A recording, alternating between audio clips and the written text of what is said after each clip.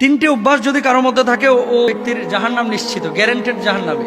তিনটা অভ্যাস যদি কোনো মানুষের মধ্যে থাকে, ও ব্যক্তির জাহান্নাম গ্যারান্টেড, ও জাহান্নামে যাবে কনফার্ম, এক বিনা হিসাবে জাহান্নাম, জান্নাতে না।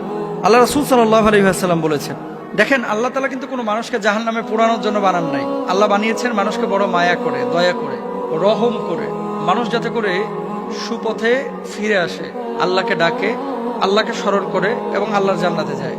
কোনো মানুষকে আল্লাহ তাআলা ইচ্ছাকৃতভাবে জাহান্নামে জ্বালাবেন না, এটা আল্লাহ তাআলার বৈশিষ্ট্য না। আল্লাহ সুবহানাহু ওয়া তাআলার সিফাতের মধ্যেও এটা পড়ে না। আল্লাহ গাফফার, আল্লাহ রহমান, আল্লাহ রহিম। কিন্তু এমন কিছু কাজ আছে যে কাজগুলোকে আল্লাহ অত্যন্ত অপছন্দ করেন, নবী অপছন্দ করেন, কিন্তু এই কাজগুলো মানুষ অহরহ করছে। এই কাজগুলো করার কারণে মানুষ নিজের আশ্রয়স্থলটাকে জাহান্নামে বানিয়ে নিচ্ছে। তারা কারা? এক নম্বর, রাসূল আকরাম সাল্লাল্লাহু আলাইহি ওয়াসাল্লাম বলেছেন, মুদমিনুল খামর, যে মানুষটা নিয়মিত মদ পান করে, বছরে একবার পান করলো সে কবিরা গুনাহ করেছে। কিন্তু যে দিন রাত 24 ঘন্টা মদের সাথে সম্পৃক্ত রাখে, মদ ছাড়া তার চলে না, মদ না খাইলে শরীর কনকন করে, মদ না খাইলে মাথা ব্যথা করে, মদ না খাইলে মাথা জ্যাম হয়ে যায়, মদ না খাইলে বউকে ভালো লাগে না, মদ না খাইলে ঘুম আসে না, মদ না খাইলে চলাফেরায় সমস্যা, এরকম কিছু মানুষ আছে। কিন্তু যদি এরকম কোনো মানুষ থাকে এই জমিনের মধ্যে যে যার চলাফেরা, উঠা বসা সবকিছুই মদের সাথে সম্পৃক্ত, এ মানুষটা জাহান্নামী, জাহান্নামকে তার আশ্রয়স্থল বানিয়ে নিয়েছে। রাসূল আকরাম সাল্লাল্লাহু আলাইহি ওয়াসাল্লাম বলছেন, মদ পানকারী ব্যক্তির 40 দিনের নামাজ কবুল হয় না। সে তওবা করলে তবে আল্লাহ তাআলা তার তওবা কবুল করেন। যদি সে আবার মদ পান করে তাহলে আল্লাহ তাআলা তার 40 দিনের আবার নামাজ কবুল করেন না। এর মানে এই না যে আমি একবার মদ খাইছি বা সিগারেট খাইছি বা জর্দা খাইছি বা নেশা করেছি, থাক আর নামাজের ধারে কাছে যাওয়ার দরকার নাই, কারণ 40 দিন তো নামাজ কবুল হবে না। বিষয়টা এরকম না। নামাজটাও পড়বে, তওবাটাও কন্টিনিউ করবে, আর মদটাকেও ছেড়ে দেওয়ার চেষ্টা করবে। ইয়া আইয়ুহাল্লাযীনা আমানু লা তাকরাবুস সালাতা ওয়া আনতুম সুকারা, হে ঈমানদাররা তোমরা নামাজের ধারে কাছে যাও না। কখন? যখন তোমরা নেশাগ্রস্ত অবস্থায় থাকো। এটা কিন্তু স্পষ্টভাবে আল্লাহ সুবহানাহু ওয়া তাআলা পবিত্র কোরআনুল কারীমে বলেছেন, এবং রাসূল আকরাম সাল্লাল্লাহু আলাইহি ওয়াসাল্লাম স্পষ্টভাবে আমাদেরকে জানিয়েছেন যে মদ পান এটা মুসলমানদের জন্য সম্পূর্ণরূপে হারাম। আচ্ছা, তাহলে এক নাম্বার, আমরা কেউ মদ পান করবো না। এই অভ্যাস যদি কারোর মধ্যে থাকে, এখন মদ বলতে শুধু ওই বোতল খাওয়া না, কিন্তু ইয়াবা ট্যাবলেট আছে, ড্যান্ডি আছে, আইস আছে, ফেন্সিডিল আছে, হিরোইন আছে, গাঁজা আছে, যেগুলোই নেশা তৈরি করে। এই ধরনের নেশা জাতীয় কোনো জিনিসে যদি অভ্যস্ত হন, জান্নাত আপনার জন্য হারাম, জাহান্নাম আপনার জন্য অবধারিত। দুই নাম্বার, এমন চরিত্র যদি কারোর মধ্যে থাকে তার জন্য জাহান্নাম অবধারিত। সেটা কি? আত্মীয়তা সম্পর্ক ছিন্ন যারা করে। লা ইয়াদখুলুল জান্নাতা কাতিআ বা কুত্তা। আল্লাহ রাসূল সাল্লাল্লাহু আলাইহি ওয়াসাল্লাম বলেছেন, ওই ব্যক্তি যে আত্মীয়তার সম্পর্ক ছিন্ন করে সে আল্লাহর জান্নাতে যেতে পারবে না। আত্মীয়তার সম্পর্ক ছিন্নকারী ব্যক্তি কখনো জান্নাতে যাবে না। এখন আত্মীয়তার সম্পর্ক ছিন্ন কারা করে? আপনার আমার আশপাশের মানুষগুলোই তো। ইদানিং দেখবেন ভাই ভাইয়ের সাথে তেমন সম্পর্ক নাই, বোনেরা ভাইয়ের সাথে তেমন সম্পর্ক রাখতে চায় না। আর টাকা পয়সা আগে ছিল না, এখন যদি হয়ে যায় মাশাআল্লাহ। বড় লোক যে আত্মীয় আছে এটারে ফোন দিতে 3 বার ভাবে, না জানি কি মনে করে, সার মানুষ আছে না। আর গরিব আত্মীয় স্বজন এগুলোর তো কোনো খোঁজ খবরই নেয় না, এগুলোকে মানুষই মনে করে না। একই বাড়িতে বিয়ের অনুষ্ঠান হচ্ছে, দেখবেন বড় লোকের বাড়িতে অনুষ্ঠান হচ্ছে, গরিবকে অনেকে দাওয়াত দেয় না। হারাম।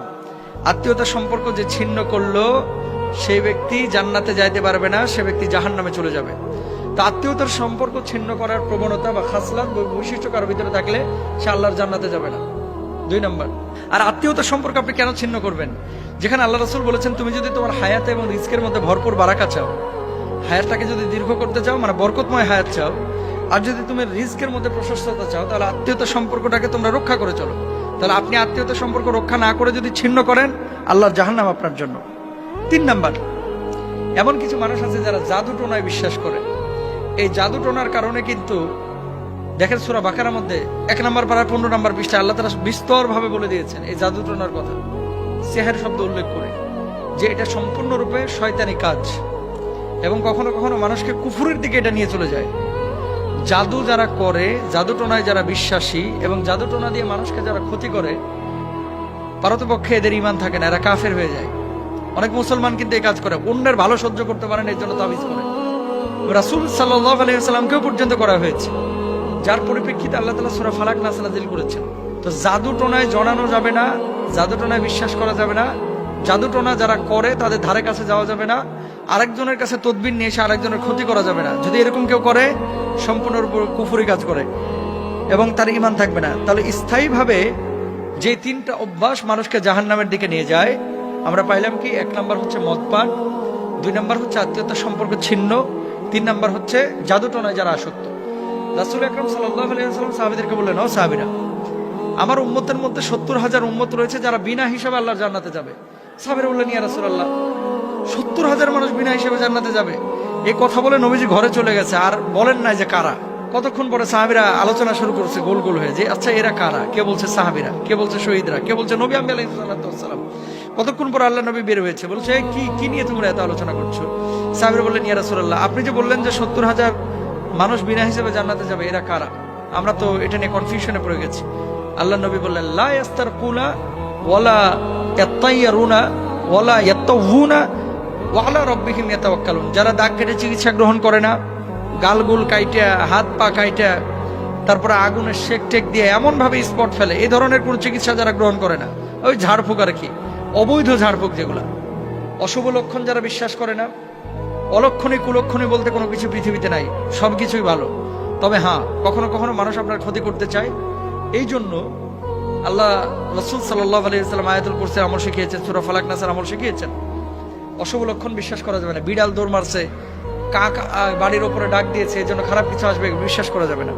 এবং আল্লাহর ওপরে সবসময় তাওয়াক্কুল করতে হবে।